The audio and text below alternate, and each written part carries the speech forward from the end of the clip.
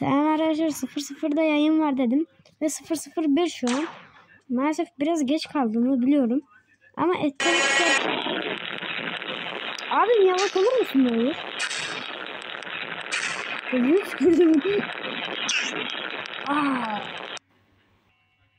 Abi yavaş ol da. Adam cigaracımızı çıkardı. It's not how can I want you cannot it's not fall and when I want you baby.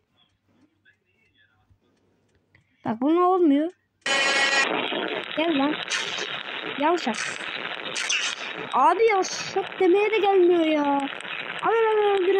Bir dakikalık yayında. Yarın daha uzun gelecek okuldan geldiğinizde. Bay bay.